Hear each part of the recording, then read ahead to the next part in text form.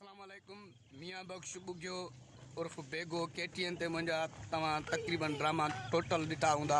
पत्थर दुनिया में कैरेक्टर कयो मनुअ जो तकिया लफ़्ज़ जो बंदूक लॻई ऐं उन खां पोइ पंहिंजा परावा ड्रामो में कैरेक्टर कयो दोस्तूअ जो जेको बहावल खान हूंदो आहे उन जो गार्ड हूंदो आहे पर दादलो गार्ड VIP कैरेक्टर हुयो। उन में बि हलंदे हलंदे कारो सिज पत्थर जा माण्हू कंडनि जी सेज में जेको कैरेक्टर मां कयो बेगे जो ॿिनि ज़ालुनि जो मुड़ुसु हुयुमि पर सदाईं मोचड़नि जो खाज हूंदो हुयुमि ऐं खट हेठां लिकी बि पाण बचाईंदो हुयुमि। तव्हांजी वॾी महिरबानी। हींअर मुंहिंजो ड्रामो हले रहियो आहे खोड़ीअ खे घुमरी, उन में बि तमामु बहितरीनु कैरेक्टर मां करे रहियो आहियां।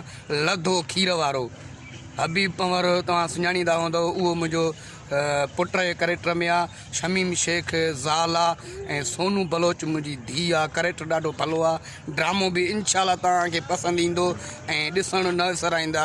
रेड रोज़ TV ते तव्हांखे असांजा वीडियो मिलंदा, उनखे ॾिसणु न विसारींदा। ऐं मां तव्हांखे हिकिड़ो ख़ूबसूरत लतीफ़ो थो ॿुधायां त कंहिं ज़माने में हिकिड़ो मौली साहिबु हूंदो हो, आज़ान ॾींदो हुयो ऐं उन खां पोइ वरी घर ॿार वारा बि त मौलवी साहिब हूंदा आहिनि न। ॿनी भरिसां हूंदी हुयसि, उन ते वेंदो हो गाह करणु। मौलूदनि जी कैसेट उन में मस्जिद में हलाए हलियो वेंदो हो गाह करणु। मौलूद बि ॿुधंदो हुयो, गाह बि कंदो हुयो।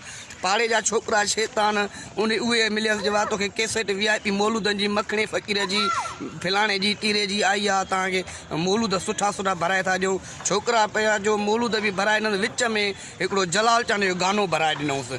अचे मौली साहिब उहा कैसेट मिली, मौली साहिब छा कयो साॻियो रूट कैसेट हलाए गाह में शुरू थियो।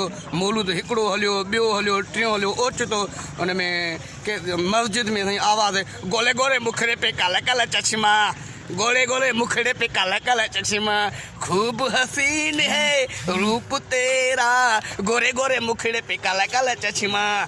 अब उतो मुला भज बना मस्जिद में मौलूद जे बदर में जलाल चांद जो कलाम वञी कैसेट बंदि कयईं। छोरा बि पोयों लिकी, छोरनि खे साईं पोयों भॻो भॼंदो भॼंदो छोकिरा भॼी विया हो हुन में वाई में किरी पियो। सॼो मौली साहिबु आलो थी वियो। इहा आली मदद ॾे परदेसनि खे मुंहिंजो सुबुह जो सलाम।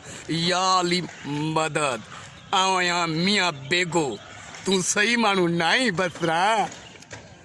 हिन चैनल खे लाइक कयो, सब्सक्राइब कयो, शेयर कयो, वॾी तव्हांजी महिरबानी। ऐं चैनल खे तव्हां ॾिसंदो, ओके कंदो, लाइक कंदो, तव्हांखे वीडियोज़ कॉमेडी टेबला खाका ॿिया आइटम तव्हांखे ख़ूबसूरत ॾिसणु पसंदि ईंदा। इनशाला तव्हां वरी हिरी पवंदो त असां इहो ई चैनल ॾिसूं। वॾी महिरबानी।